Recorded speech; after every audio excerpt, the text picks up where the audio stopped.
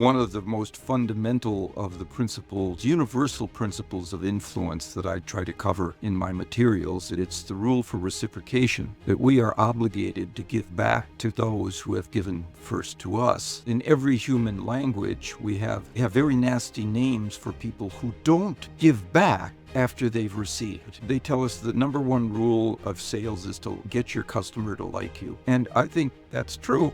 That works. But for me, the number one rule is to come to like your customers, to genuinely come to like customers and show them, because they know that if you do like them, their flanks are protected. We do well by the people we like. We treat them positively. Welcome to the Performance Initiative Podcast. Our goal is to provide you and ourselves with the tools to be the best versions of ourselves. We are your hosts, Dr. Grant Cooper and Dr. Zinovi Mailer.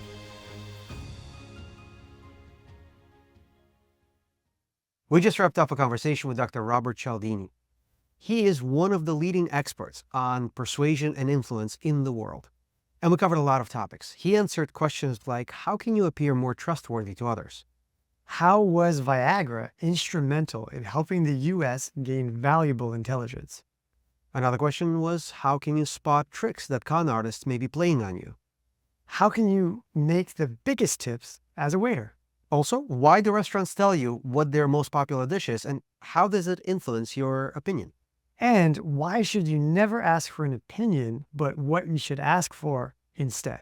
And there's really no one better to talk to you about all of these things than with Dr. Robert Cialdini. Dr. Cialdini is an American psychologist. He is the Regents Professor Emeritus of Psychology and Marketing at Arizona State University. He is the author of multiple best-selling books, most notably of the book Influence, which has sold over 5 million copies and been translated into 41 languages. Dr. Cialdini really towers in this field of influence and persuasion. His impact has been felt in so many different areas. For instance, he and his team were hired by President Obama's campaign. CIA utilizes his principles in their recruitment. I really enjoyed the story of Charlie Munger sending him a share from Berkshire Hathaway to thank him for the book that he wrote, because he said the book earned Berkshire Hathaway so much money. Yeah. Dr. Cialdini is a wealth of information. There are so many takeaways from this conversation. We really think you're going to enjoy this one. Bob, thank you so much for taking the time to have this conversation today. Well, I'm looking forward to it. Us too.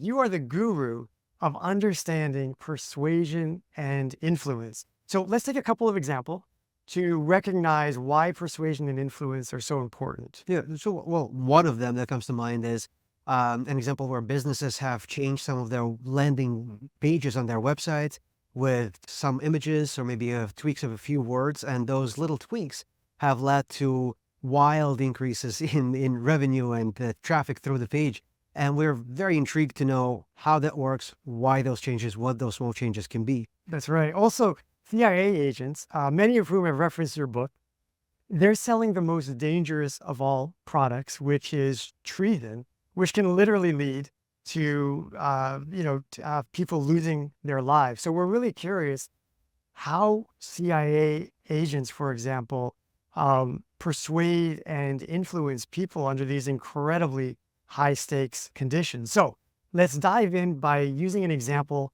from your book.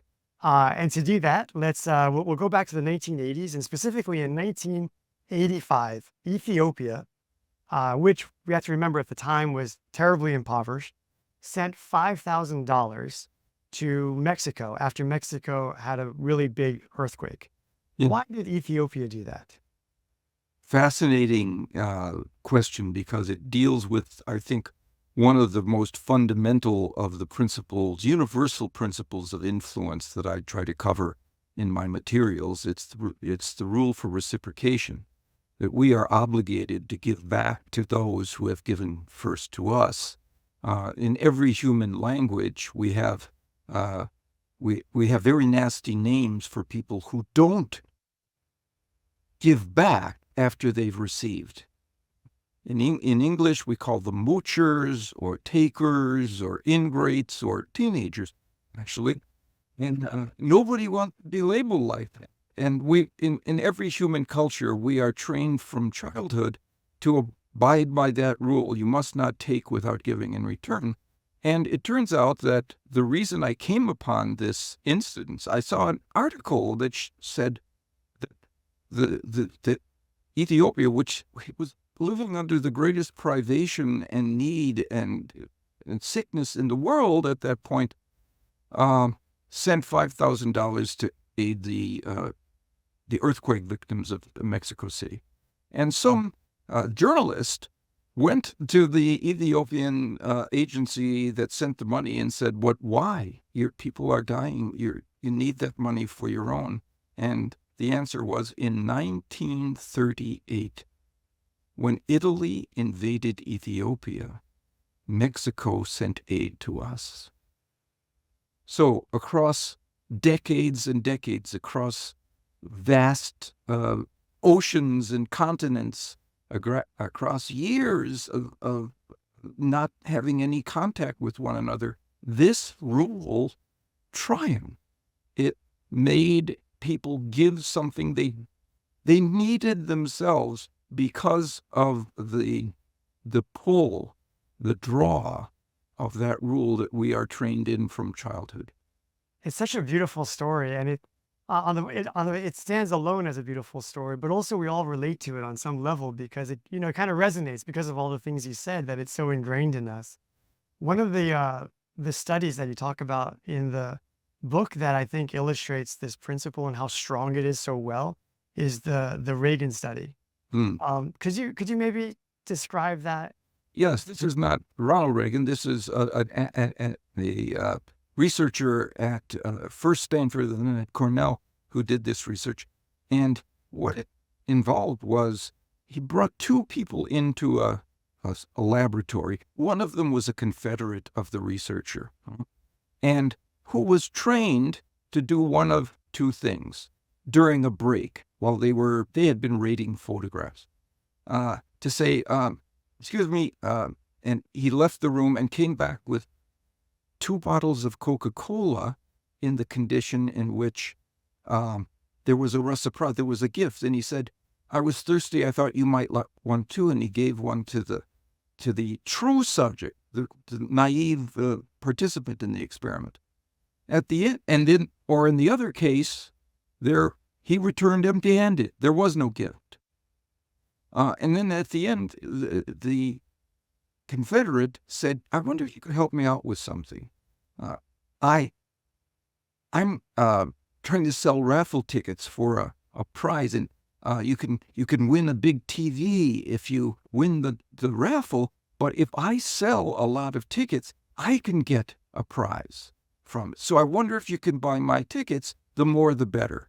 Well, those subjects who had received a Coke bought twice as many raffle tickets as the ones who didn't. So they had received and they had to give something back. The most interesting thing about this is that the researchers were also looking at the extent to which liking for another person stimulates their desire to help that individual. And so they took ratings of so on. And what they found was, oh yeah, those people who liked the Confederate North were more willing to help him. But in the condition in which he had given a favor, liking did not predict helping. Liking simply was irrelevant in the context of obligation. It didn't matter. Those who liked this guy gave as many as those who didn't like this guy. Liking, one of the most fundamental, it's another one of the principles of influence. But in this particular instance, it was simply swept away by the power of reciprocation and the desire to give back, no matter how much you fancy this individual. Yeah, it's such a great illustration. And also, I think they ended up spending more money than the Coke would have been worth, right? Which is just... Oh, yeah, they spent 5 times as much. Yeah. On sometimes, small gifts lead to bigger gifts. It's not about the size necessarily, I guess. It's No, that's exactly right. There was a study done in Southern California in a candy shop.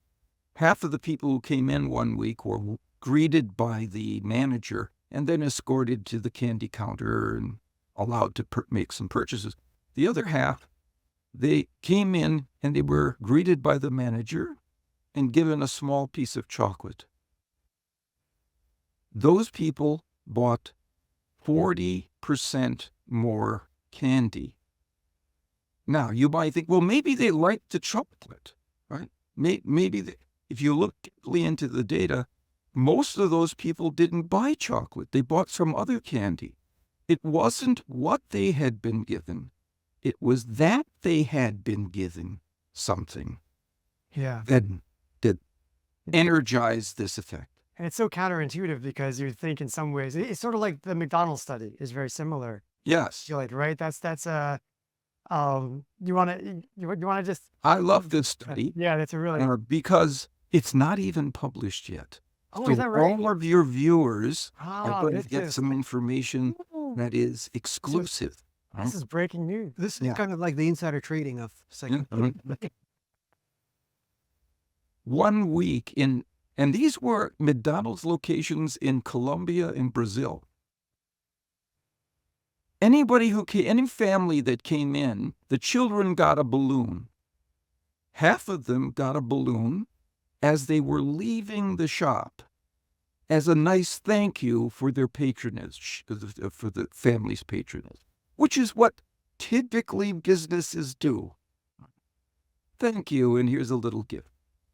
The other half got a balloon as they were entering. So there was something that had been received. The family had received something. And those people who had received something first, bought 25% more food. They spent 25% more from their wallets on food. And here's the interesting thing. Again, you look at inside the data. There was in that 25% was a 20% increase in coffee. It wasn't for the It wasn't for kid. the kid, right? No, you do my child a favor. You've done me a favor, and I owe you one. Yeah, it's like vicarious reciprocity. Yeah. That's really right. Yeah, There are some situations where we encounter this on a daily basis when we're shopping, and sometimes there are free samples, sometimes you're offered something, and at times it feels manipulative, and at times it doesn't, and it just invokes that reciprocity. Do you have a sense of what makes that difference? Well, yeah, the extent to which you see that other people will gain from that, this is a device. This is an artifice rather than a true gift. And when it's not a true gift, then the rule for reciprocity doesn't apply. If somebody has tricked you, then what they deserve is to be tricked in return. Take that and then walk away, right? So that's what the rule says. If you see it as manipulative, then all bets are off. It doesn't have the draw of a societal rule that makes society stronger if people pay back what they have given, because it allows the first actor to give, to initiate an exchange, which is enormously beneficial for societies, to have people giving and taking in terms of what they each have that could benefit the other. It's a terrific system, right? And those people who try to exploit it, if they are too obvious in the extent to which they're not really trying to be of assistance, they're trying to increase their own profit in the situation, then that's what I advise. If somebody gives you something, don't feel the obligation to give it back if it's not truly a gift. Right. Right? You're free to unbuckle yourself from the rule, because that person is only obligated to get something that is designed for your benefit, not his or hers. it's a little funny in some ways that when a corporation gives us a gift, we look at it as a gift, when clearly everything a corporation does is designed to get us to spend more money and keep coming back. But yet it's Well, rather, here's what they have. They have the cover of saying, we're just trying to get you familiar with our products or services.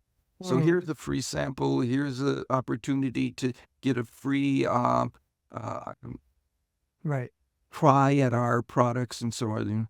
And so they have that as a cover. But there are other people who are more bald-faced than that. And they're the ones that I always advise people to walk away from. Friends, we hope you're finding value in the content. If you're enjoying what you're watching, please consider hitting the like button, help us with our YouTube algorithm, consider subscribing to the channel, and turn on the notification button to stay up to date with everything going on in the channel.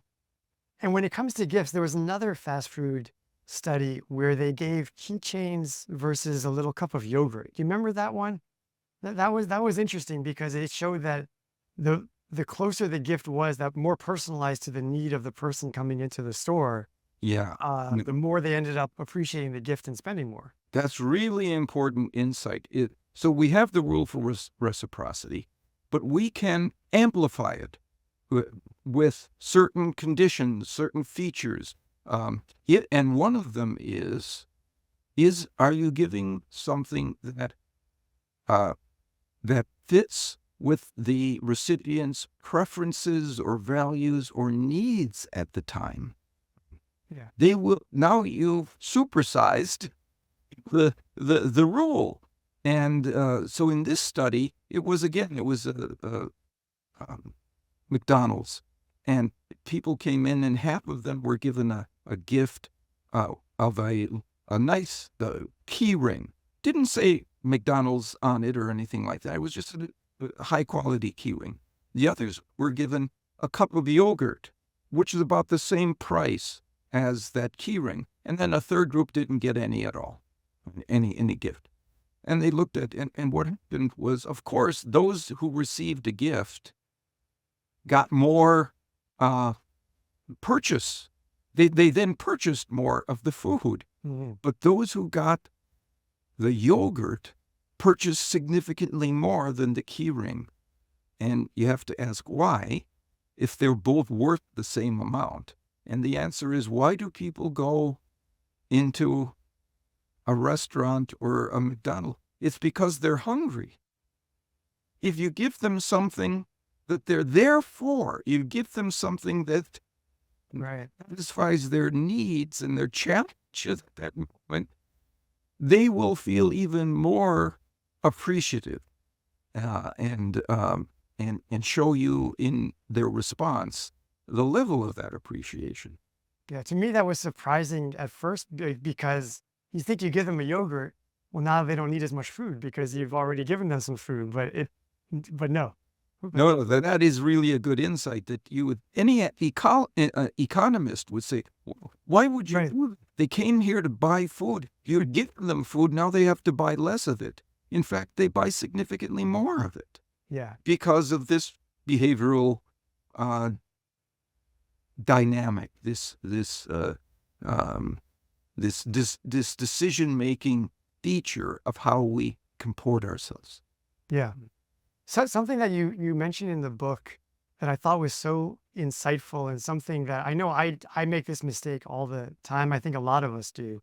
It was when you were in the airplane and you let someone have you switched seats with someone and they said thank you. And you said, I think, you would do the same for me. And then during the whole ride, he was always trying to do things for you as a way of thanking you. And you made the point that it's important not to minimize. When someone says thank you, if you want to invoke reciprocity, you don't say, oh, it's nothing. No problem. Right. And That's that's I caught myself doing all the time, saying, "Oh no, don't worry about it. It was, try to be, Right. cordial, and it's a big mistake because you really did do that favor, and to slap it out the window with the back of your hand, as to say, oh, don't think anything of it, no big deal, no problem. I would have done it for anybody. Right. It's just not true, and so by saying something like that. I know if the situation were ever reversed, you did the same for me. Don't say, if the situation had been reversed, I know you would have done the same for me. That's something in the past that will never recur. Mm-hmm. You'll never get any benefit from the graciousness of your behavior. But if you say in the future, person is waiting, standing on balls of their feet to help you, and that's what I saw in this situation.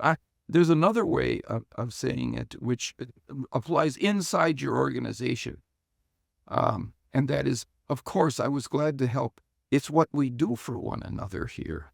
Oh, that's nice. You say this is the norm here, and so that person is put on record. Yeah, it's not just a one-way street. The rule reciprocation is about exchange.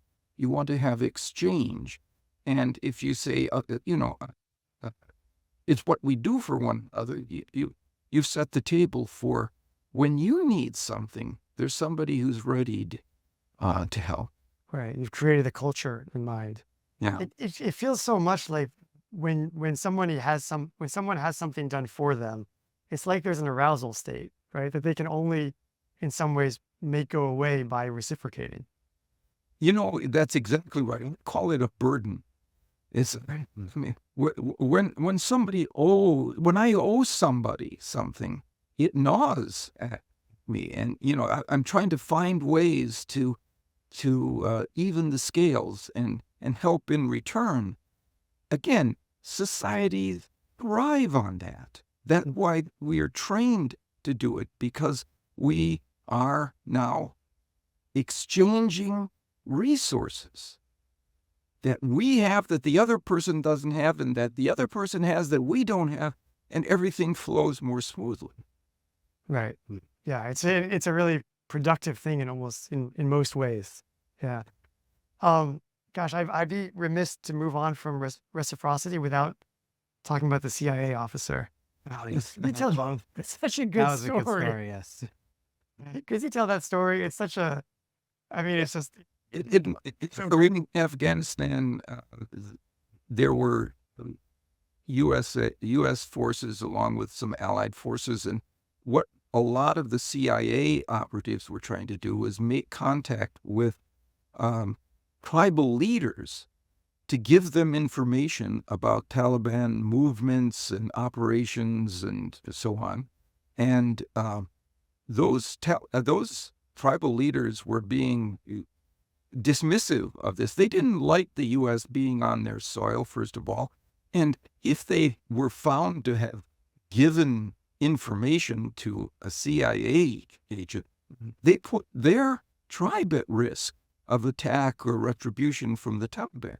So this CIA agent wasn't getting any traction at all with one particular senior member of the tribe, and he was the agent visited him and got rebuffed, but he noticed that the man was seeming tired and fatigued and preoccupied by all the duties he was responsible for, as well as having 4 younger wives that he had to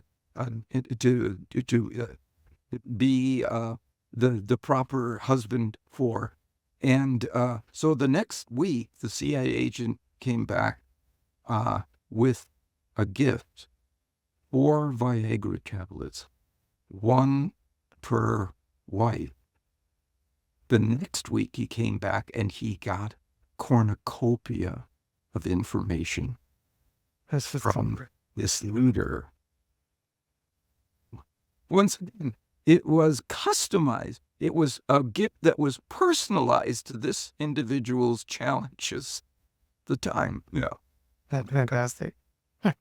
There's a Chinese proverb, I just wanted to, that's in your book, that there's nothing more expensive than that which comes for free. Yeah. That kind of speaks to it. But you want to? I just wanted to ask you, in the context of reciprocity, where a small gift given ahead of time gets you something back. What are your thoughts within that context of what's commonly referred to as Ben Franklin effect, the Benjamin Franklin effect, where Benjamin Franklin, you're familiar with with the Oh, effect for those that don't know, you want to- where Benjamin Franklin, when in Philadelphia, had someone he couldn't get along with, and he found out he had a curious and interesting book. He requested that book, and when he received it, he gave a note of gratitude. And after that, that politician became friendly, and they finally became friends, which is in essence almost like a flip of reciprocity. It when is. You have But somebody do something. there are some strains of it that are in there. It generated an interaction and an exchange and the beginnings of a relationship. I mean, how do you get a relationship started with somebody you don't like? Well, one of the ways is to give that person something who is obligated to give back to you. So now you've got a mutual exchange. But the other is to ask that person for something, in this case, a book, and then return it with gratitude and the opportunity to talk to this individual about the book. And now you have the beginning of a friendship. But there is another principle of influence that helps explain why this one works. It's commitment and consistency. That is, if we see ourselves acting in a particular way, making a commitment, in this case by giving a valuable book to somebody that we don't have a great relationship with, that's a commitment. We have to recognize that we have done that. We have made that effort and that choice to give to this person. Well, now that you've made a commitment, there's a rule that says you should act congruently with what you have already done or said or taken a position on, right? Yeah. So there he was. Now, to be consistent with that, he should accept the kind and gracious thank you and Benjamin Franklin's wish to have a discussion about the book, right? Because that's all consistent with the act of being favorable to this man. Yeah. And if let's say in that situation, if Ben Franklin would have given something to them, would he deflate that effect? Would that politician then feel now compensated for that favor, and that would take away that drive? So this is a really good question, because the answer is no. Once again, because of the exchange that was built in, but also the rule of reciprocity says once you've given and returned, it's your turn. Okay. This is how It's you your turn now. get key cards. Yeah. And so it's a never-ending loop in some ways. It probably, I would imagine, it dilutes itself over time. Over great eras of time, but I mean, unless it's a highly memorable gift, then it stays. Like in the Ethiopian story, that was over decades and decades, and it was still active in the minds of those people who were so grateful for it. But you're right that a small gift, the time that is most likely to produce a return favor or service is shortly after the gift. Otherwise, it does degrade. Yeah. Unless it's memorable, and then it stays like money you put in the bank, and it may even gain interest on that amount that you put in, because you want to be able to pay back that service, that gift, and to the extent that you haven't been able to, you're even more eager to jump at requests that might be of a larger sort than the one that you asked. Yeah. That reminds me of the story, I'm pretty sure it's from your book, about there was a college kid, I think, going home, and he had to get a ride. And so he gets this ride, and the woman who drives him back disappears, gives him the ride and leaves. and they can't track down the woman, and the whole family starts going kind of crazy because they want to be able to return the favor, but they don't have a target for it. And I think they end up doing something nice for a completely other person to get rid of that arousal, essentially. Well, that's the case, but that was a different story. But here's how they did it. So it was for Thanksgiving. The college kid was coming back home for Thanksgiving, and his car broke down. This woman who in a nurse's outfit said, "Where are you going? I can help." And he said, "Well, I'm going the other direction as you, 20 miles." And she said, "That's fine." And he was so grateful, but she wouldn't give him her name, or she left before. And so the family spent all kinds of effort and time trying to find this woman. They didn't. And so finally, the mother, who had been the tip of the spur of trying to repay this woman, at Thanksgiving dinner said, "What we will do is ask God in our Thanksgiving prayers to bless this woman. We can't do it. We're going to get it from above. We're going to petition from above." Well, we didn't God let. Right. There's a sort of a variant of the reciprocity is the rejection-then-retreat method. Could you describe that and why that's so effective? So the rule says we give back to those who have given to us, and that's not just for gifts and services and favors. It's also for concessions that somebody makes to us. We feel the desire to make a concession in return. If you look at the literature on bargaining, that's what happens. If you make an initial concession, then you get one in return, typically, and it allows the interaction to go on and to come to a mutual accommodation. So one thing we can do is to make a genuine concession to people. If we're stymied, all right, in exchange, we make a genuine concession, and that breaks the bridge, and they make a concession in return, and it's called the rejection-then-retreat. So if you begin with a request that's very large, right, and people say, well, no, I can't do that, then you can retreat from that and say, well, could you do this instead, this lesser favor? Well, at that point, you've just made a concession to them. They make a concession in return. And we did a study on this with blood services donations on my campus. One day, the blood services, the people were there asking for donations. And the day before, we went out on campus, my research assistants, and we said, "Excuse me, we're from the Arizona Blood Services Organization. Would you be willing to be a long-term blood donor? That means giving a unit of blood every 6 weeks for the next 2 years." 2 years? I don't even know where I'll be in 2 years. I can't agree to that. And then we said, oh, if you can't do that, would you give a unit of blood tomorrow at the blood services trailer? And we went from, the other condition was the control condition. We just went up to them and said, we're from the blood services organization. Would you give a unit of blood tomorrow? But if you retreated first to that, the percentage of acceptance went from 33% to 55%. Yeah. People are giving something else back. It's a concession, Yeah. So it applies to everything. And also, by the way, this is a warning to people who are mean-spirited and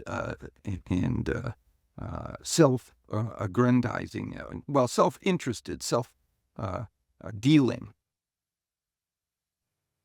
Negative behaviors come back to you. People are going to give you back the negative behaviors that you have provided to them. Trust it. Believe it. You're paving the road with people who are ready to get their retribution. So it really is a karma kind of It is. principle. It's another thing that all societies have, is this notion of karma. Right. Yeah. Yes. Yeah.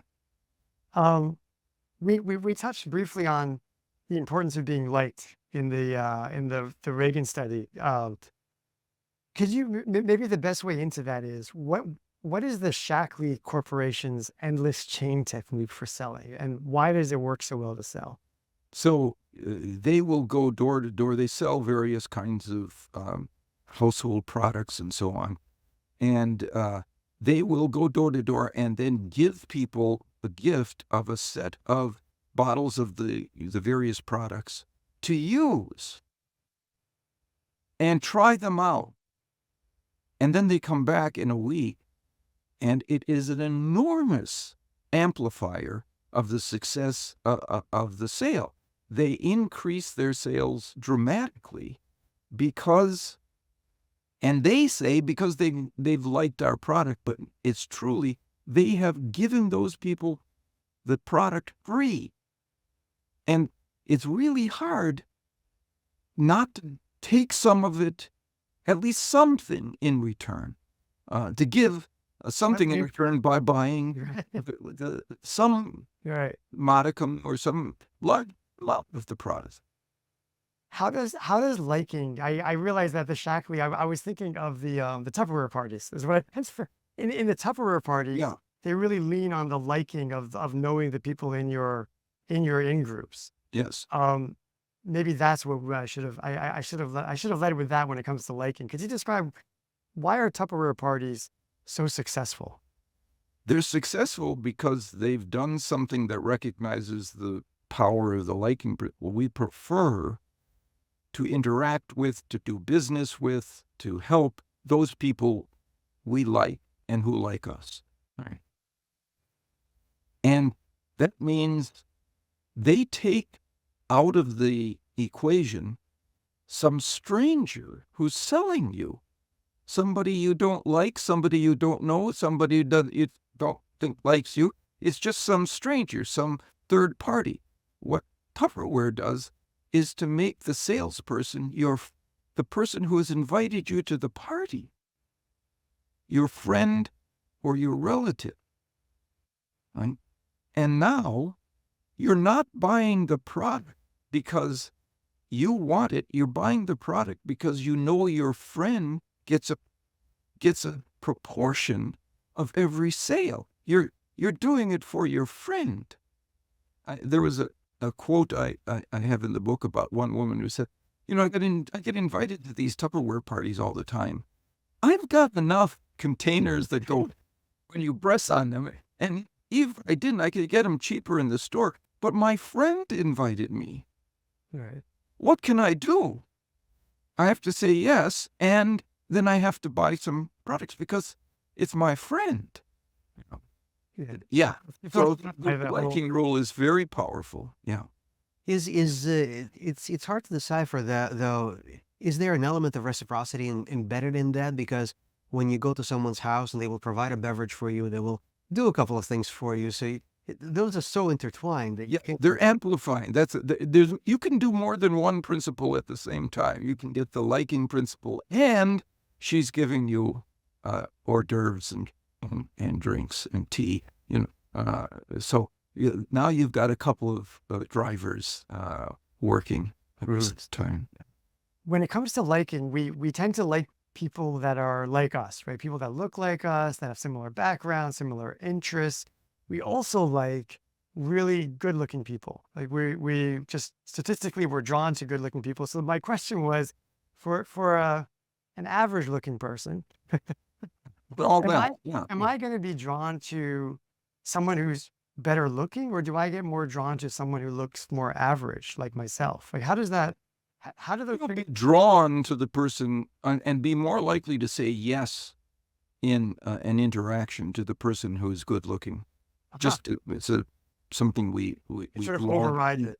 But if you look at one of the things that amplifies liking is similarity.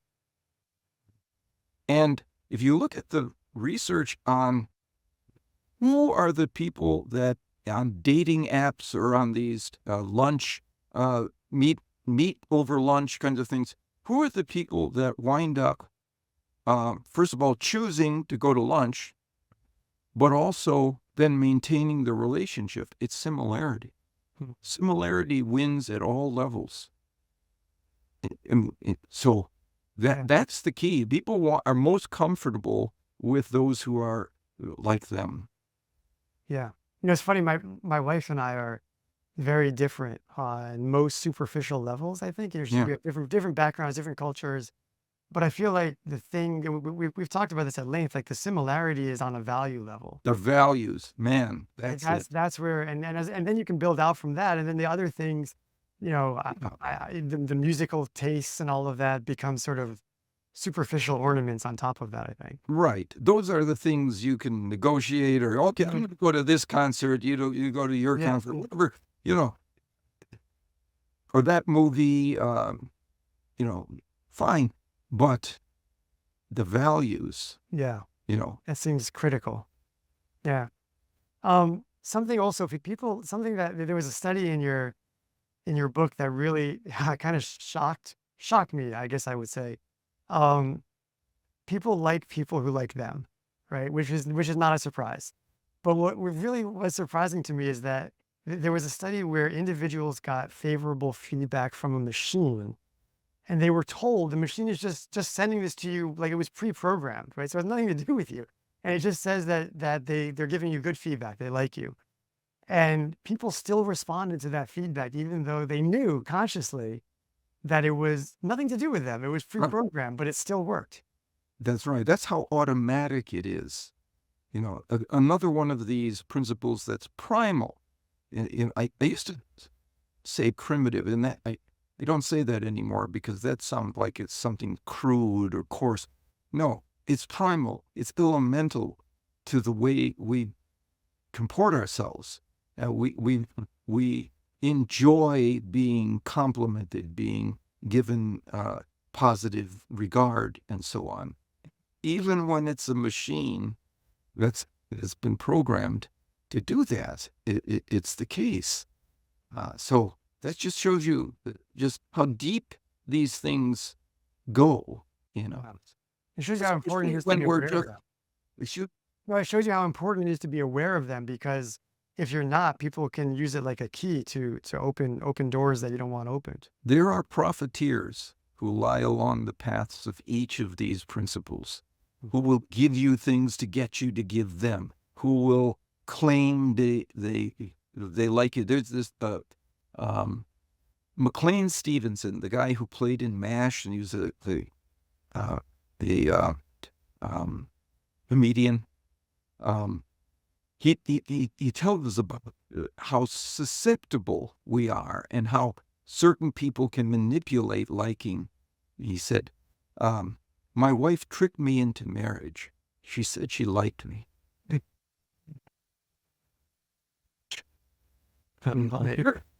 Yeah. But we're going to fall for it. Right. I mean, what I try to do in the book is, at the end of every chapter, what are the defenses against these things? Yeah.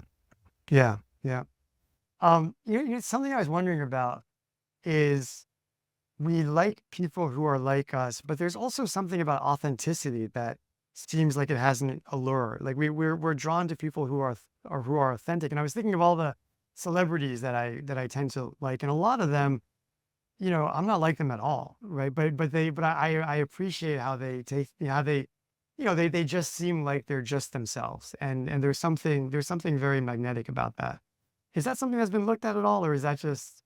No, it's true, but I think that would say that you're finding similar values in them, that you've recognized something you both appreciate in your presentations. That's probably, that's a really good point.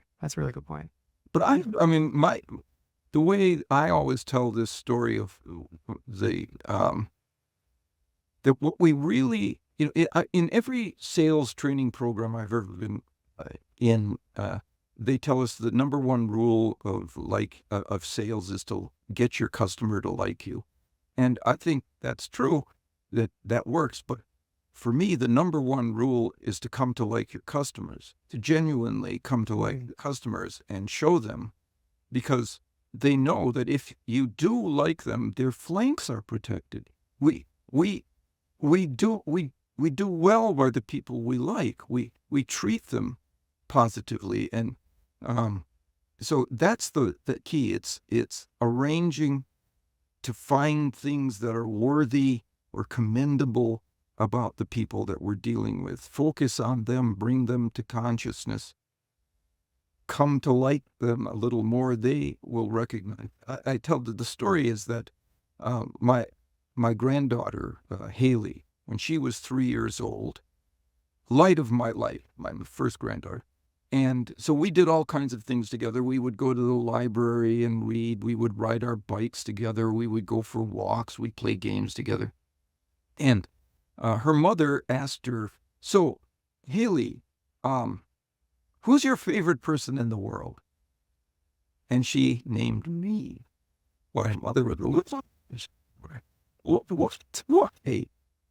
And she didn't say what you would think a 3-year-old would say, which is just, well, he's my favorite person because I like him so much. That's just saying the same thing twice. It's just, she said, I like him so much.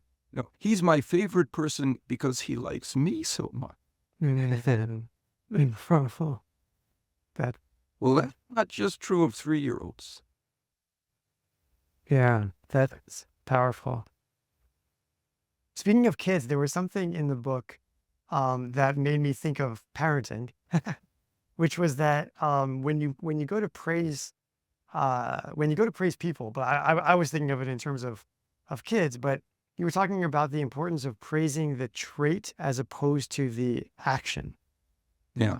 Could you talk about why is that important? How does that work? Think about saying, I liked how you helped Jimmy. That was a very helpful thing that you did. Versus, I like that you're a helpful person. That reaches into the future. Yeah. I mean, the action is done, but the trait persists. Yeah. Abide. So to help them internalize it, essentially. That's who I am. Right. Yeah. Right. This is who I am. And that also, I would imagine that's also goes into, that's why you like them, because you've noticed that. Yeah. And when they see you, they will remember that you like them because they're so considerate. Because of them. Right. Because of them. Yeah. Who they are. Mm-hmm. Yeah. Right. Although it's funny because on the other side of it, you would say, if you say, I like that you helped your friend when you didn't have to, in a way, you could imagine them then using some cognitive dissonance, right, or consistency to say, well, yes, I did that because I'm a helpful person. Right? I mean, that's I guess that's another leap that you would need to have taken. Or unless you say it. Yeah. But unless you say it. And then you in the label, right, research that says if you say, oh, I liked how you did it because you're such a helpful person, they become more helpful. It's not just kids. There was a study done at Yale where they had people, they called people in a certain neighborhood and they said, we're calling you because we've been doing a survey of your neighbors and we've been asked them, who in your neighborhood do you consider most helpful and charitable? And they nominated you. Just randomly, they called right. And the other people didn't get that praise. But a week later, somebody from the United Way came, and those people who were given that label gave significantly more to charity. They incorporated it because it was a trait. That's nice. Moving to another principle of social proof, something that we've all noticed if you do anything digital these days on Amazon, food apps, Netflix, they're always telling us what the most popular products are, or the most popular foods, the most popular thing that you're looking for. I find myself that I'm at least drawn to seriously consider whatever is the most popular. I give it more notice. Do those things work? And why do they work? Because I assume they do. Yeah. So the principle is the principle of social proof, which says that when people are uncertain, they don't look inside themselves for evidence of what they should do. They look outside. And one place they look is to their peers. What are the people around me like me doing in this situation? That's a good indicant of what I should do in the situation. I don't have to make any mistakes. All my friends love this film. All my friends love this new restaurant. All my everybody in my my office loves the new software that I got, whatever it is. Well, they've beta tested it for you. It means it's probably going to be something that you like too. So this principle applies to all kinds. What's this example that you were giving? I kind of got lost. Netflix and like Uber Eats. Oh, and popular. Grubhub. Yeah. So yeah, they say this is our most popular dish. And I think that generally whatever you label as most popular, I think in the book there was a study where people went into a bar and if they said this is our most popular lager, that lager sales went up by. Yeah. It was a brewery that had a pub as associated with it. Okay. And they said this week, the most popular choice among our customers here, right, was our porter. And porter sales doubled. Yeah. So it's a very. Things happened in the city of Louisville. They said they provided information that the great majority of people who get traffic tickets pay them on time and doubled their revenues. How did they tell them that? They They sent them a note. That It's only if through you- in the- the violation you're on. You were right. the camera got you speeding or whatever it was, and just for your information, and it was a very large percentage, over 70%, Yeah. do pay on time. Well, that elevated enough compliance that they doubled their revenues. Small tweaks make big difference. What you started out with, Right. the smallest things that you make you make a connection to one or another of these fundamental principles in us. You raise it to consciousness. You bring it to top of mind, Yeah. and it drives the next step. Something that is less obvious, I feel like, is that not only does that work with products, but it works with moral choices as well. Oh, Right. That's I don't know. It's a little surprising, a little scary in some ways. yeah. The scariest one was a study that showed that if college students were told, and again, it was not true, but they were just informed of something, that 80% of their peers thought that torture was acceptable in wartime, significantly increased the number of people who thought that torture was acceptable. You take your cue from what those around you like you are thinking and doing. Yeah. Yeah. That was the one that made it scary. Exactly. Whoa. That's When you scary. realize. Right. Yeah. Yeah. What is pluralistic ignorance, and how does knowing about that potentially save your life if you're having a stroke or a heart attack? Yeah. So it has to do with the fact that in an emergency situation, people are uncertain, and they don't look inside themselves. All you see is the uncertainty, the ambiguity. They don't really have evidence of what to do, so they look around them. Well, in an emergency, let's say you're walking down the street and there's somebody slumped over along the side of a building and unconscious. What is that? Is that a drunk sleeping one off? Is that some stoner who's is that some? What is that? You look around. What are the people doing?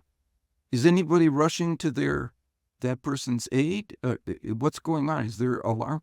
Well, what you don't recognize is that the other people are looking at you, who's not acting, who's trying to look poised and unflustered and not to be an alarmist in this situation. So everybody is seeing everybody else failing to act. And that pluralism feeds ignorance of the true situation. And so people walk by. That's the phenomenon. And so when I was in an accident like that, I made it my business not to let pluralistic. I was in an automobile accident and was bloodied and slumped out of my car, and people were riding past. I said, "You, pull over. Call for help. You in the blue jacket. Help us," right? And then when those people started helping, now we have social proof that there is an emergency, and people started stopping and helping all over the place. We can't allow possible embarrassment. We have to really say, this is an emergency. I need your help, and point to somebody to begin the process. We can't allow a possible embarrassment to do that, because if we're having a stroke or something is truly pernicious, we need to get help immediately. Yeah. And it seems that's part of that recognition of that effect is part of the BLS, the CPR training, right? And if you are one of the people helping, and there is a crowd or some people are gathered around you, you do exactly what you just said. You point and you say, "You dial 911." You don't say somebody dial 911, because no one will. Everybody thinks somebody else will. Right. Or somebody else already has. Right. Yeah. And even you in the blue jacket. Mhm. Yeah. And people look down, oh, blue jacket. Yeah. I mean, the beautiful thing about a lot of the stories about breaking through that pluralistic ignorance is that people really respond and they help when they realize that that's what is called for. But everyone is, like you said, they're looking around to see if anyone should be, and so everyone gets frozen. Right. And they get fooled by the fact that everyone is assessing the situation, trying to look Calm and collected. poised and cool. Right. You don't want to seem like an alarmist, Right. Yeah. Something that I feel like is just as a public service announcement, it was something that I hadn't considered, but it seems so important, is you mentioned in the book about if there's a woman who's having a fight with a man, if they're just fighting each other, people don't intervene because they assume it's a lover's quarrel of some sort. But as soon as she says, "I don't know you," Yes. that seems to give license to people to come to her aid. Right. That's not a relationship that I'm interfering with now. Well, lovers quarrel. Where my assistance would not be welcome from either party. Get out of here. We're dealing with, But But if she says, that's what produces the willingness to be courageous and step in. Yeah. So presumably you should say, I don't know you, and you in the blue jackets, I need your help. Help me. Yeah. I never thought of that. That's putting two things together. Yeah. Yeah. Are there some people or personality traits that are less likely to be swayed with social proof? Have people studied that, or is everyone pretty much follows the same herd mentality? I'm sure there are variations, but you can find evidence in insects of social proof. Right? They swarm in sequence, or animals, cattle herd, fish school, birds flock. You don't need a lot of cognitive capacity to just automatically determine your direction by what those similar to you around you are doing. Yeah. Yeah, it's so ingrained. Yeah, and in social settings, some people recommend that to use that social proof, and if you're trying to talk to someone of importance, to start talking to other people first, and then have them see you that you are you've been accepted by others, so therefore it's going to be easier to Right. approach someone of importance. Yeah. In politics, you see this. I'm often asked, well, how do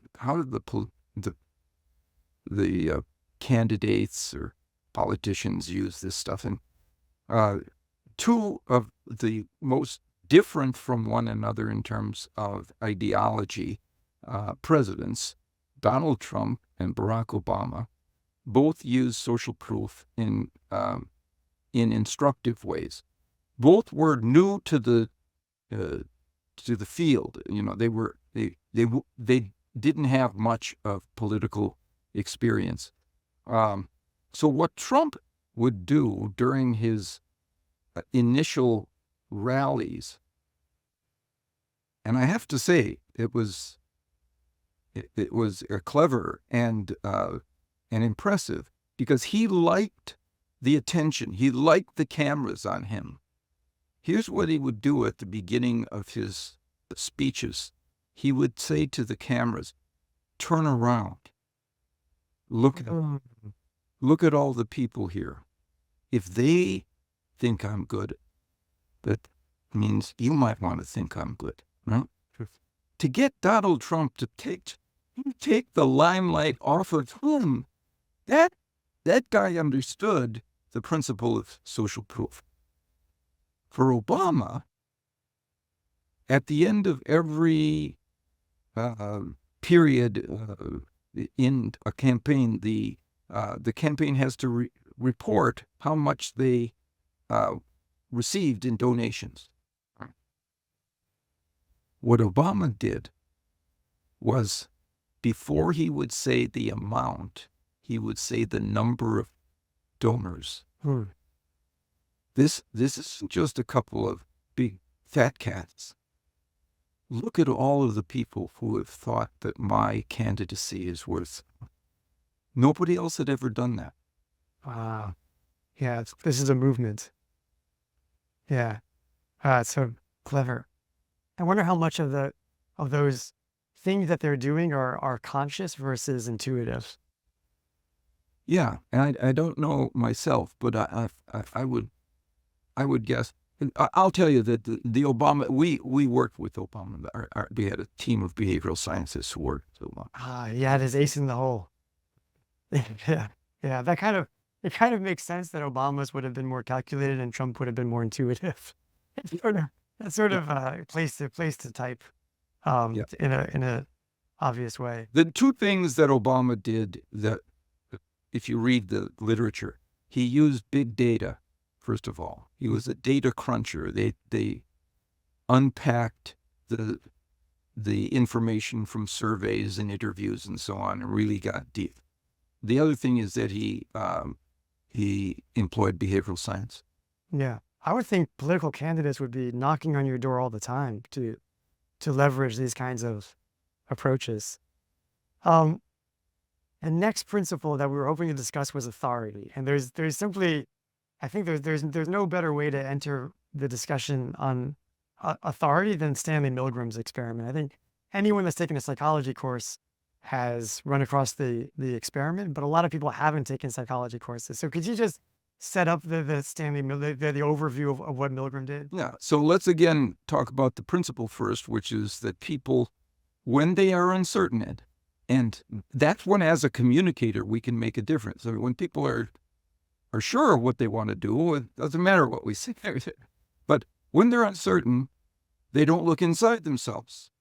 They look outside themselves for evidence of what they should do. In one place we've already talked about is peers, right? Contemporaries. What are the people around me like me doing?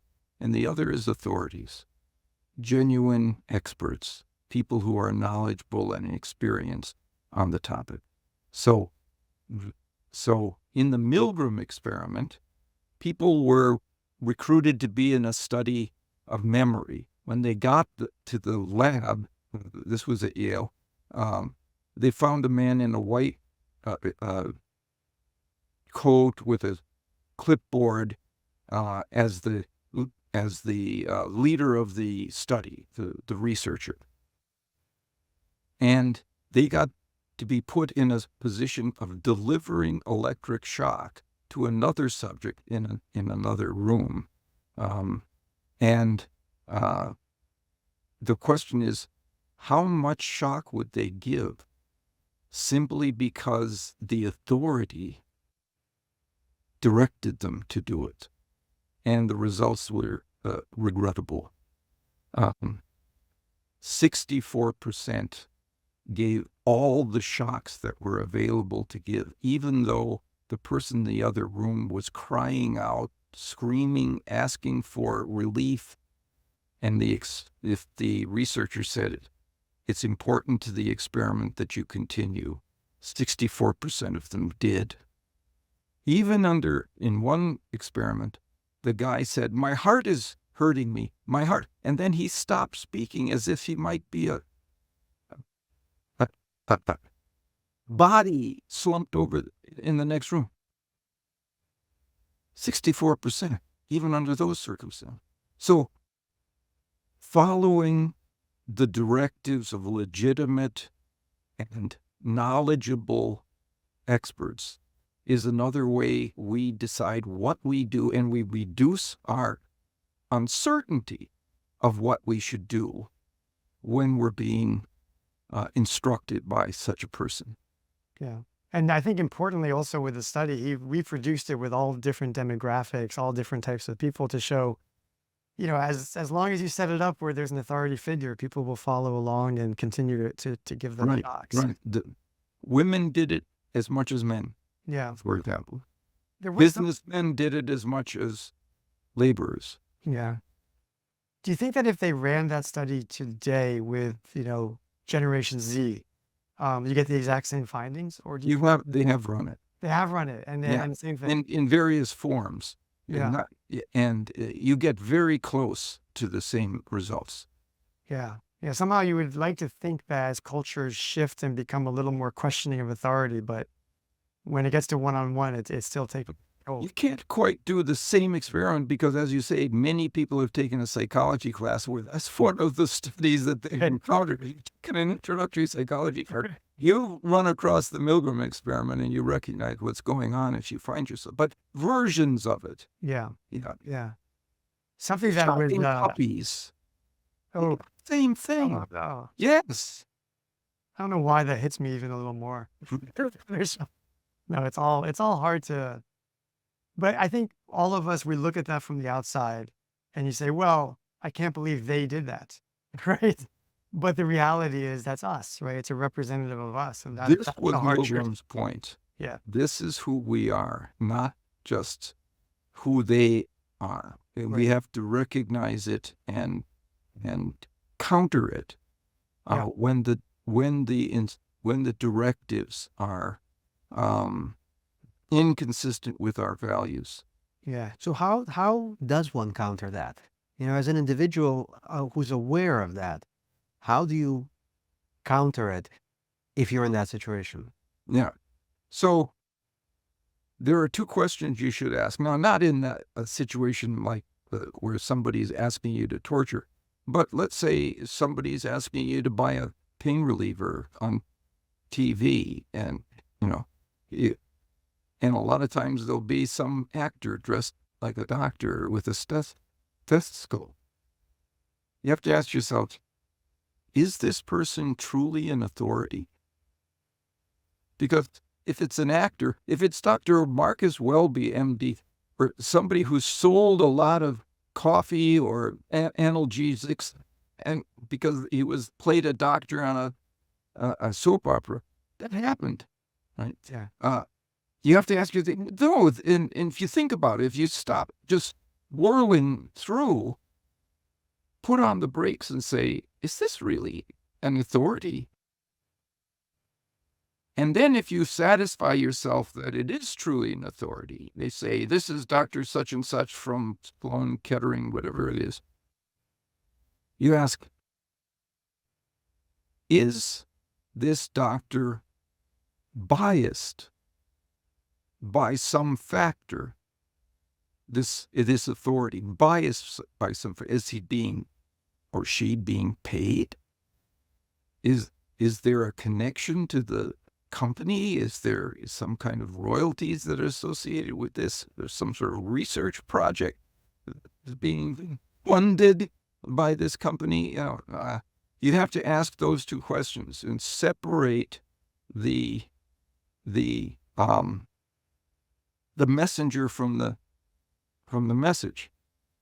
Speaking of the trustworthiness, you mentioned that one of the ways that experts can solidify that trustworthiness is by admitting some kind of a failing. And you talk about Warren Buffett's annual letter to the stockholders as a particularly striking example. Right. So so the most effective authority communicator we have ever uncovered in behavioral science research is the credible authority, who has two components. One we've already talked about, expertise. Right. Okay. The other is trustworthiness. And if you have both of those things, nobody can beat you as a communicator. I mean, all other things equal, nobody can beat you. Okay.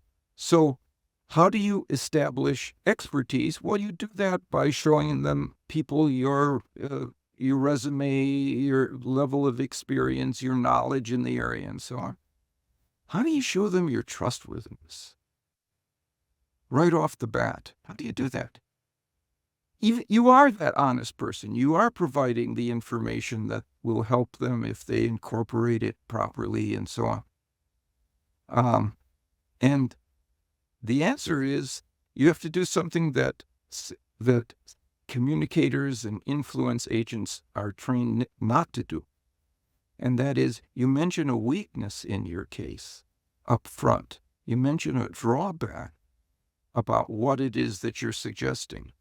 Okay, this may have more tax consequences. This may take a longer time to work than these other possibilities, but this is the one that I'm recommending because it's the more efficacious. And that is something that works, because why would people who don't know that you are trustworthy believe your strongest arguments? They've got this wall of incredulity up. If they don't, why would they accept your strongest argument? They bounce off.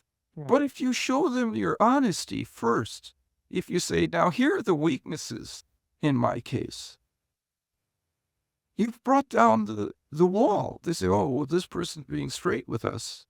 What else is he or she saying?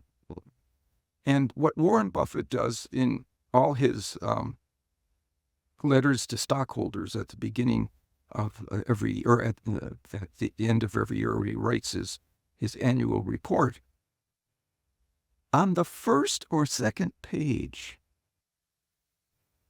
he describes something that went wrong up front. We didn't do this right, and we've taken some steps to rectify it, but this was a mistake that we made. And then he says, but, or however, or at the same time, and then he goes into the strengths. I happen to be a Berkshire Hathaway shareholder. It gets me every time. Wow, this guy's being straight with us. Yeah. Look at this, right?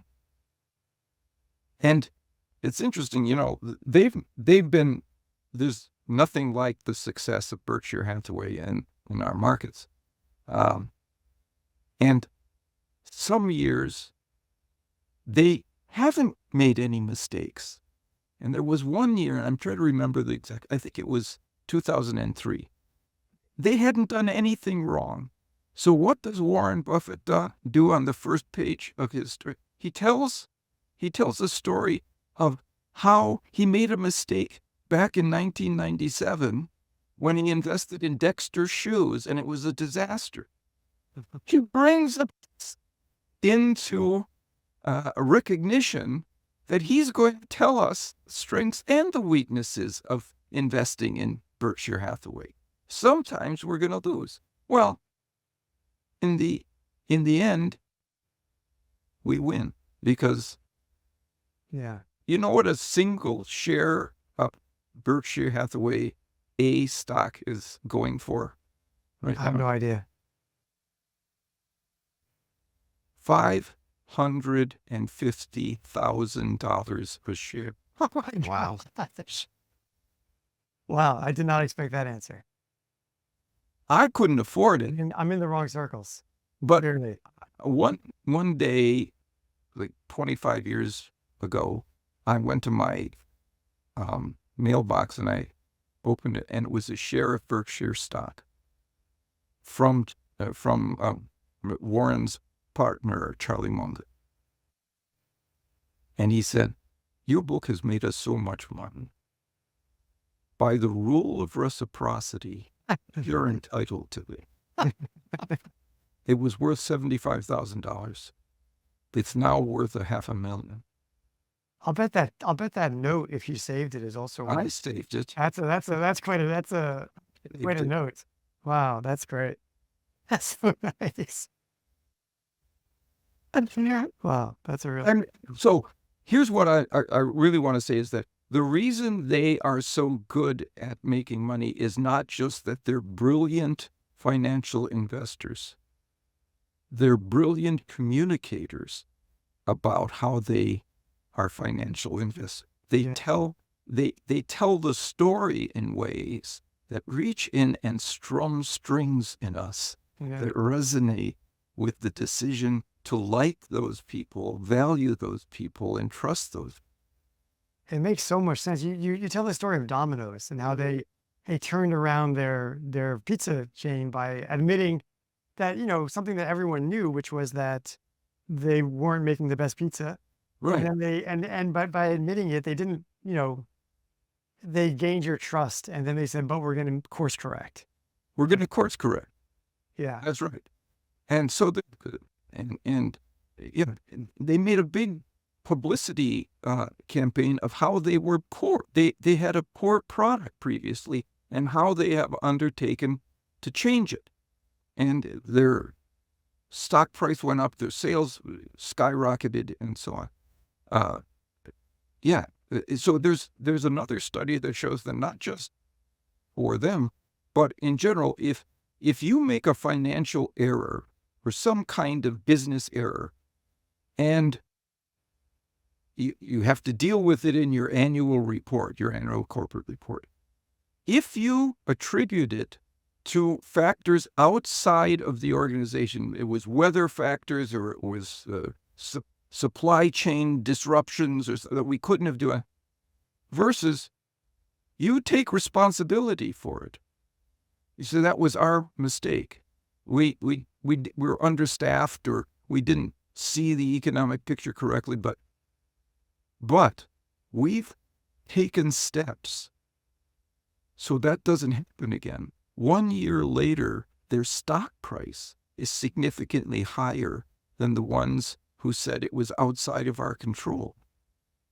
Because if it's inside your control, if you did it, it means you can fix it. If it's outside of your control, you can't. Yeah. Yeah, you'd think that more companies would take note and follow that game plan. It doesn't really. Yeah. There was a campaign, I can't remember, although I think it was Avis, that they were advertising that they're number 2. That's right. And they said that, but it makes us try harder. All And it makes us try harder, which led to a great increase in market share the following year. And the same thing happened with L'Oreal Cosmetics. They say, we're expensive, but you're worth it. In both cases, we're number 2, but we try harder. See, they always put that word but, or however, because it bridges from the weakness to a strength that wipes out the weakness. Yeah. So if Avis becomes number 1, they're screwed. they lose there. There was along those lines, there was a story in your book about, I think you were sort of undercover as a busboy. Yeah. You saw this waiter who had this amazing talent with large groups of people. Could you tell that story? Do you remember it? I know it's Sure. been it's so clever. I feel like all So waiters need to hear this. yeah, I was a busboy because I had decided that rather than just relying on the research in behavioral science to understand the principles of influence that were going to be most powerful, I needed to get into the world of the influence practitioners. And so I took training in various kinds of industries and businesses. And one was, well, how do restaurants operate? How do waiters and waitresses get better tips? And there was this one guy, yeah, what he would do when it was a large group is he would go around and he'd come to somebody early on, maybe the first or second person who ordered, and he'd say, "Don't get that tonight. It's left over, and it's not really as good as it has been in the past. So I wouldn't recommend that." And then, and here's the key, he would recommend dishes that were less expensive than the one he was moving people away. So it was clearly he wasn't doing this for his own profit in the eyes of the people. And he established himself as a credible source of information about the stores of the house, about what was good and bad. And then when it came time to ordering wine or desserts, he would provide recommendations at the higher end, and people believed him. And so he would, I mean, he was amazing. Every week, he had higher tips than everybody else. Wow. Yeah. By making himself, he was a profiteer. Now, this Right. was not to make himself seem like he was describing a weakness, something he would look over his shoulder for the manager, something that he was divulging to them. Yeah. Yeah. There's we have a channel for our medical practice, and we describe different ailments. And in one of the videos, I'm describing sacroiliac joint pain, and there was a case where it was years ago, but everyone kind of missed it. And it was sort of an example of how you have to sometimes trust the science, and people need to get out of their heads. And anyway, and it was sort of like how we missed it, and then how no one will miss that again. I mean, he'd been, to different hospitals in New York and everything. Anyway, the point was just that that's the only thing that people sometimes come in and they say, like, I saw that, and I was so impressed that you talked about a time when you guys made a mistake. And, we have lots of videos, and no one's ever, commented in that same way. That it really resonated, and it wasn't the reason that we put it in, but it resonated. So it's so Yeah. Which I think is what Warren Buffett does. He's honest. Yeah.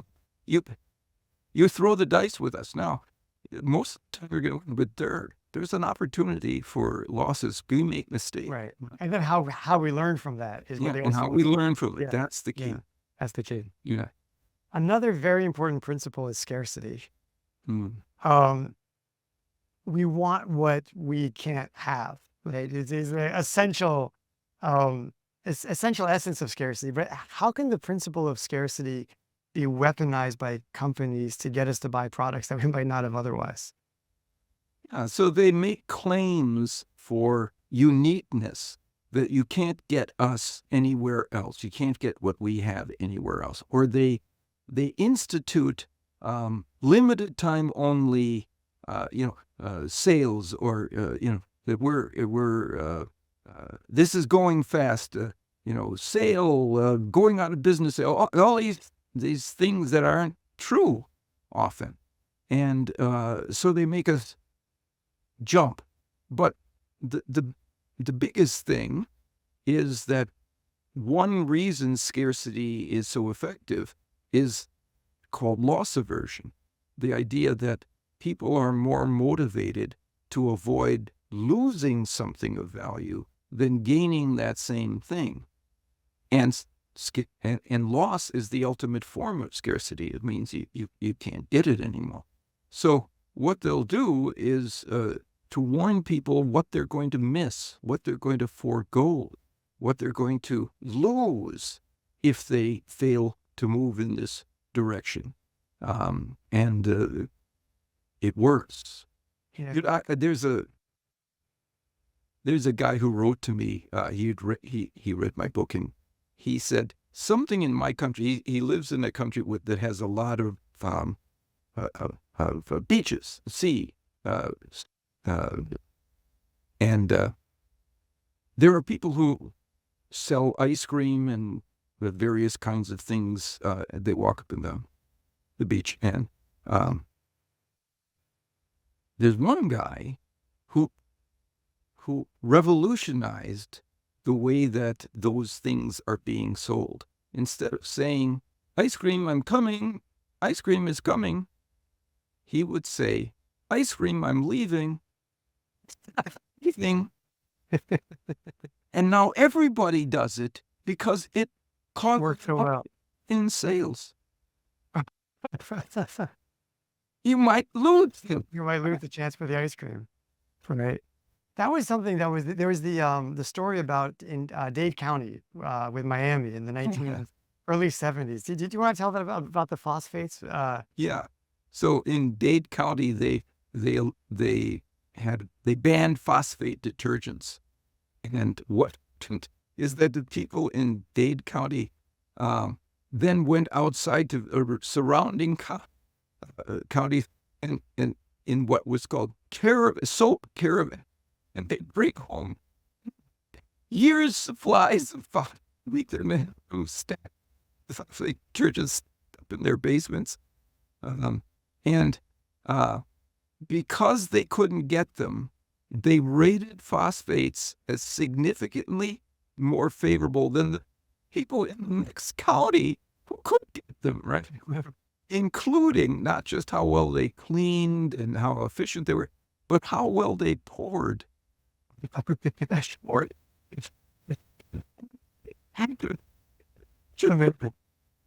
was just, if you can't get it, you want it more. Right. And not only do you want it more, but you like it more. And you like it more. You can there has to be a reason that you like it. Right. You recognize that you like it more, and then you make up these reasons why it must be that you like it. It pours. And something less obvious, at least at first blush, is that the scarcity rule applies to information as well. Right. And that actually, it goes to when you ban people from campus or anytime that you don't allow for speech, people actually tend to gravitate to that speech more. Yes. Right. And so again, people want what they can't have. So after a ban or after a book is, banned in Boston or whatever, people want it more. The sales go up as a result. Yeah. So they believe the message more. Which is a wrong-headed thing when it's done capriciously like that, when they overdo censorship. Yeah. Yeah. It's very short-sighted, right? Because not only do they want to hear the message more, but they're more likely to believe it. To believe it. Yeah. Yeah. It's surprising. There was back in I think it was the 1980s, there was a song that some rap group in Florida had put out, and it got banned. And then they came out with an album called Banned in the USA. I don't know if you remember it, but I remember I really wanted it, and my dad got it for me. He said, "I don't think you're going to like the rest of the songs on the album." And sure enough, there was that one song that I liked, and the rest, I was like, what is this? But it made you want to. Well, the acronym FOMO, fear of missing out. Yeah. That's what they deal with in these kinds of messaging. Yeah. It's really strong stuff. What is the "but you are free" technique, and why does that work so well? So this is really an interesting one. If at the end of a request to buy something or to donate or to give a handout to a panhandler on the street, in all of those cases, they found that if the communicator says, of course, it's completely up to you, you get more purchases because one thing that happens is when people are pushed to do something, they feel that they're losing freedoms, and they don't want to lose their freedoms to choose. If somebody, even if they're bombarding them with good arguments, it feels like they're being dunned into compliance, and they will often get their backs up and say, "Well, not for me. I mean, I don't like being pushed." There's a rule in the sales literature: people like to buy, but they don't like to be sold. Right? Mm-hmm. Yeah. So if you give them back their freedom, if you just say at the end of your message, of course, this is it's your choice. Yeah. In 42 different studies that this meta-analysis did, they found that that kind of statement works because you're giving back their freedoms that they don't want to lose. Again, it's loss aversion. It's really funny because on the one hand, it seems so silly because of course they didn't lose the freedom, right? You're telling them something that they obviously still have their own choice to make. Right. And yet, as somebody who hates being told what to do, it totally resonates with me that, right, I don't want to feel boxed in. Yeah. Well, you just put your finger on something that I think is central to what I'm saying is it's what's at top of mind. Yeah. That determines the next step you take. Remarkably, so if you bring things into consciousness, remind them that they're free to do this. Oh, that's right. I haven't lost my freedoms. Right. Okay. It's better now. Focal is causal. Yeah. That's the principles of commitment and consistency. What is that? And when it comes to wielding influence and using that principle, how can restaurants and doctors' offices use it to get less no-shows? Okay, so commitment and consistency says people want to be consistent with the stands that they have already taken, the assertions that they've made, the behaviors that they've performed, and so on. You want to be aligned with what you're doing next, to be congruent with that. Okay, well, if you get people to make commitments, for example, in a doctor's office, if you know how you folks, maybe you don't do this anymore because it's been digitized, but I used to get these cards where appointment cards where the person behind the desk would write out my next appointment and so on. You have them fill out the card with the date and time of their next appointment.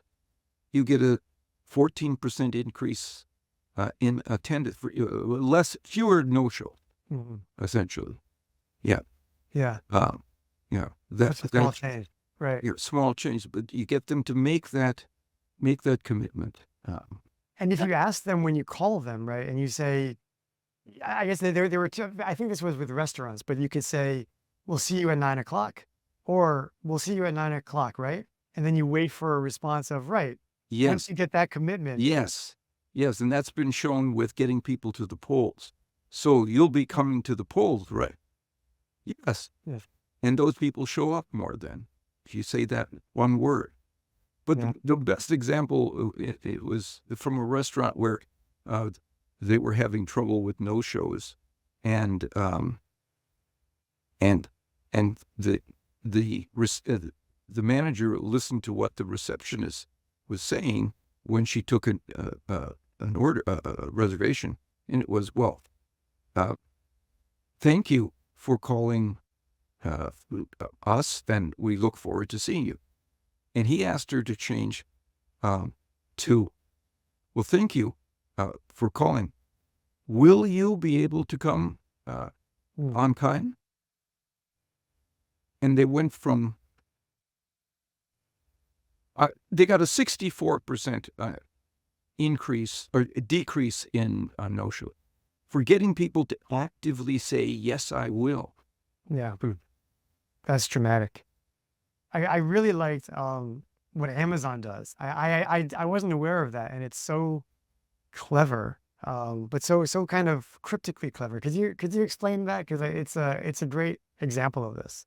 Yeah, every year Amazon says to its employees who work getting the shipments out and their those units of the company. If you quit, we will give you $5,000. It's very surprising. Okay. Well, almost nobody does. To leave their job and the security of it and whatever that Amazon provides, almost nobody does. But Jeff Bezos says, the reason I do that is because I want them to commit to us, even in the face of a reason not to stay with us. If they have made that choice in a costly way, it tells them, I want to be here. I like this job. I want to continue to, and do as well as I can in it. That's very, and it binds them to their job even more afterwards. Yeah. Yeah. Because commitment is in the business literature, job commitment is related to productivity, positively related to productivity. Yeah. I feel compelled to ask you this because, as you know, my dad is a cognitive dissonance guy. Is this another way of saying cognitive dissonance, but it's a more like, is commitment and consistency basically cognitive dissonance? No, absolutely it is. It's just absolutely it is. Yeah. So you don't want to be inconsistent. People don't like inconsistency, and they don't like it in others, and they don't like it in themselves. And so, yeah. Yeah. Is there a way to counteract this if you find yourself falling prey to it? Yeah. Oh, so I tell this story about back when I was just starting out, and a very attractive young woman came to my door and said that she wanted to do a survey on the entertainment habits of city residents. So I was recently divorced and temporarily insane at the time, so I said, sure, come on in. And so she went through these questions. So how often you go out to dinner? Oh, I love fine restaurants. And how about the movies? Do you go to the cinema?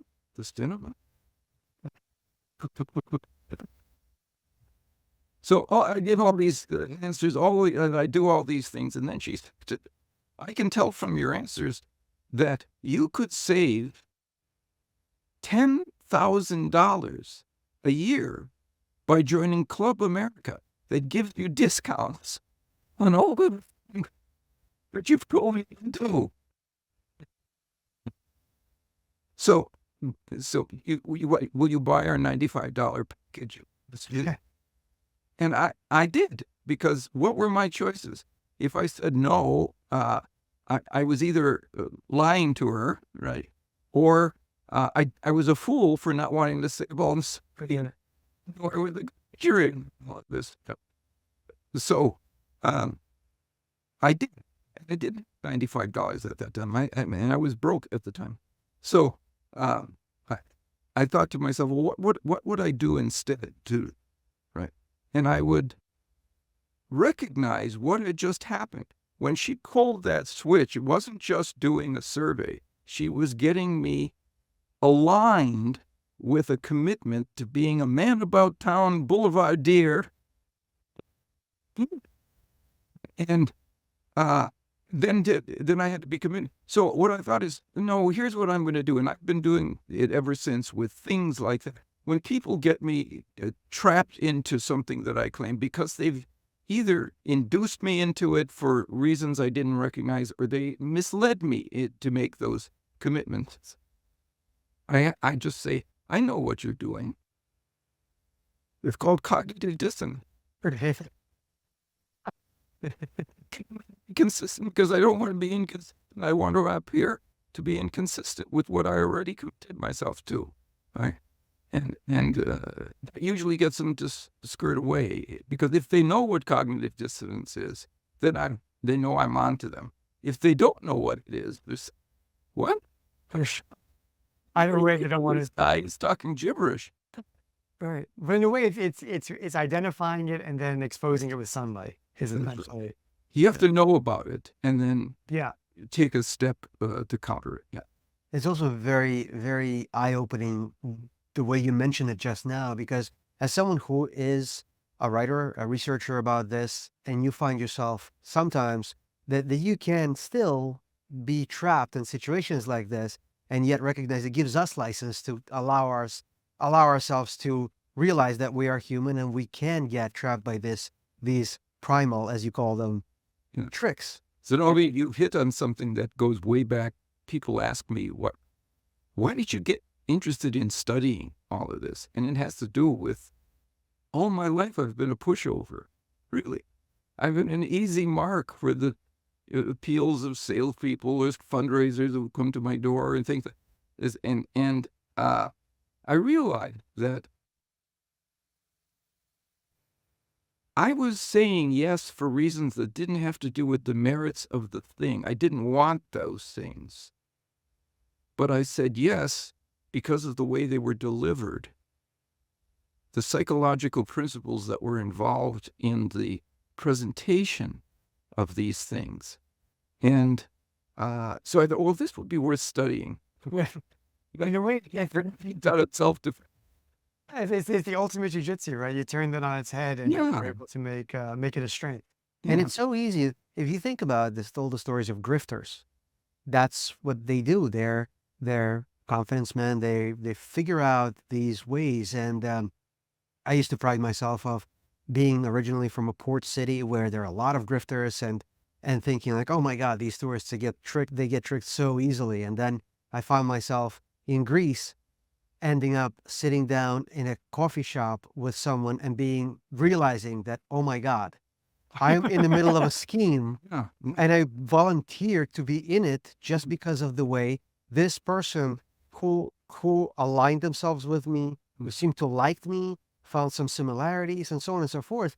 And I couldn't believe that I fell for that. And yeah, that was very powerful.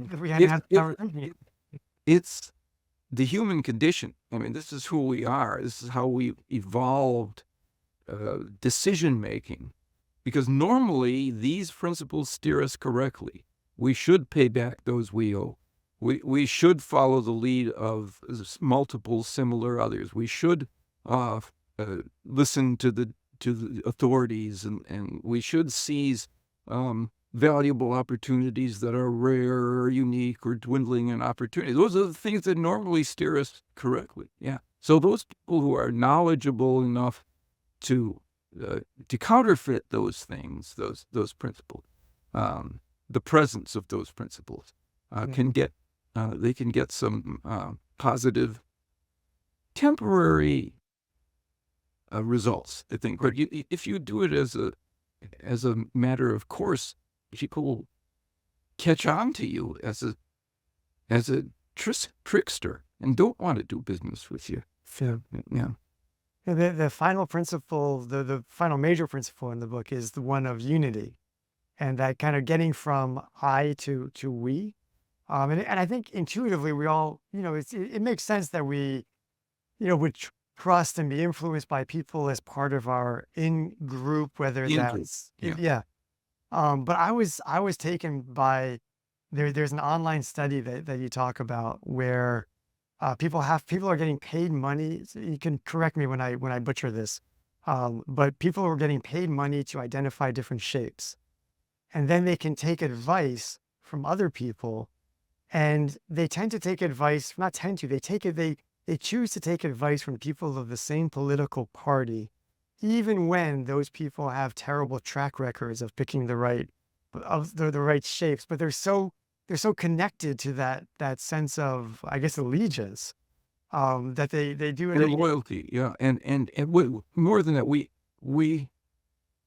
favor and follow those people who are in our we groups, those people that we would use the term we, the pronoun we to describe. Yeah. And because that pull of belonging and favoring those people who share an identity with us. And what makes a good we group? Is it nationality? Is it ethnicity, race, political It's affiliation? all of those things, but it can also be locale.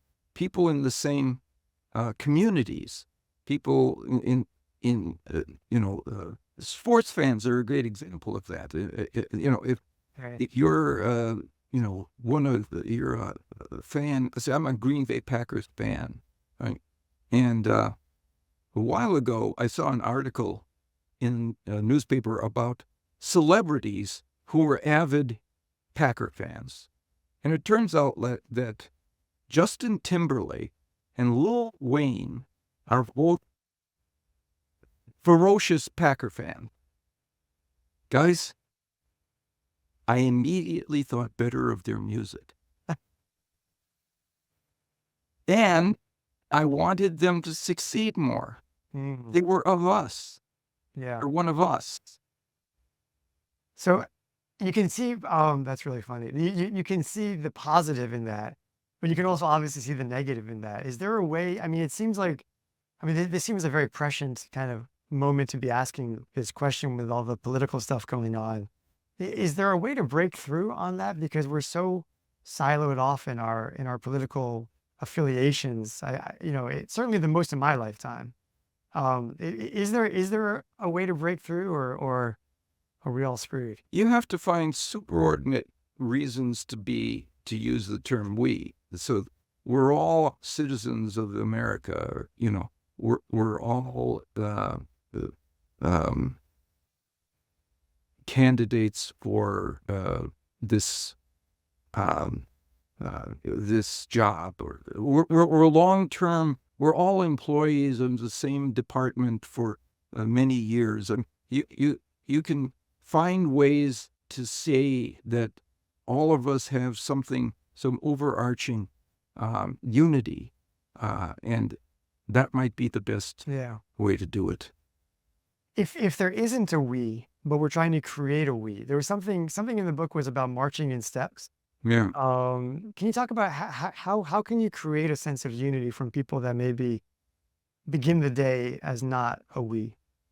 Well, you can ask them to do things in a cooperative way in which they have to synchronize their activities to share as a kind of partnership in a project, rather than separating them and telling them, oh, you do this part of the task, you do this part of the task, you do this part. If they can work together in a unison and in synchrony, that helps. Another one is in the business world, the idea of co-creation, where companies will ask their current customer base to help them construct the next generation of products or services. Right? Do this with us, and that I consider it the most impressive marketing advance in the last 2 decades. Co-creation, because what it does is it produces stronger loyalty to the product and favorability toward the brand, because you've worked together. The other thing about that is, so suppose you're asking them for working to work together. Do not ask them for their opinion, because when you ask somebody for your opinion, you get a critic. But if you ask them, you change one word, and you ask for their advice, you get a partner. And the research is very clear on this. If you ask for the same task, or information Yeah. or feedback, using the word advice rather than opinion, you get more positive responses and better recommendations and suggestions for how to improve what it is that you're offering, because they're part of it now. They're complicit in it. Right. Yeah. Advice. Great takeaway. There's. If I could ask one more question, you've been so generous with your time. I want to let you go, but your book Persuasion has so many takeaways in it as well. We can't possibly hit all of them right now, but could you talk about just what is focal is causal?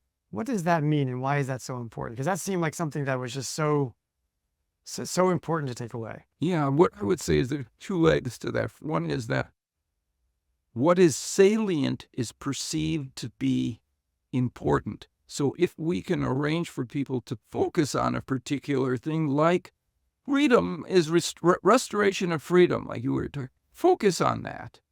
All right, it becomes more important to them. All right. The other is, so what's salient is important, the other is what's focal is causal. If we focus, if we concentrate on, or we arrange for people to concentrate, they see it as the cause. They see it as a cause for their action, not just something peripheral. So those two things together make directed attention, getting people to pay attention to a particular concept, very powerful. Yeah. There's a great study that you mentioned in the book where if somebody is confessing to a crime and the camera is on them, then people attribute that they're really confessing. But if the camera Observers to it. Right. Yeah. If the camera's on them, that person is the cause. Yeah. And observers see that person as more guilty of the crime. And if the camera's on, If you have the camera on both the interrogator and the suspect, that goes away. They don't see that person as causal, as responsible for the crime. Yeah. And seeing that was really honestly mind blowing. How do we use that right now?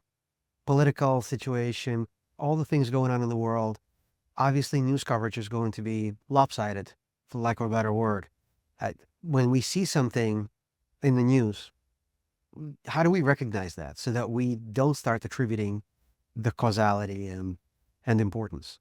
Yeah, again, you have to be sure that that this isn't manipulated, that it's not done in a way that biases the situation, and that's because if it is there, if it is something that you pay attention to, it deserves to be given importance. If it's true, if it's inherently important, and we focus typically on those things that are causes and those things that are important.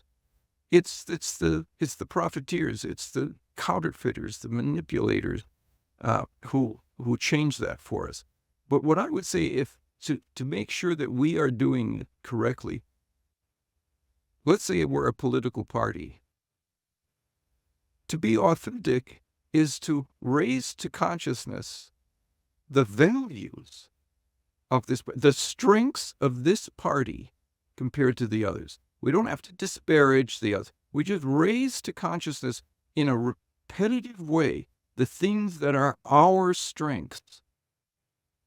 And we earn the importance and the reactions that go with that. Wow. Well, you've given us a lot of tools and a lot of things to think about. You've been just overly generous with your time. We really appreciate all what I liked about this is that it was less an interview than a conversation. I enjoyed it. Likewise. Thank you so much. Thank you very much. Friends, thank you for your attention. We hope you've enjoyed the conversation. If you find value, please remember to hit the like button, help us with our YouTube algorithm. consider subscribing to the channel and turn on the notifications so you can stay up to date with everything going on with the channel. And please leave us a comment, let us know what you thought about the show and also what you'd like to hear about in the future.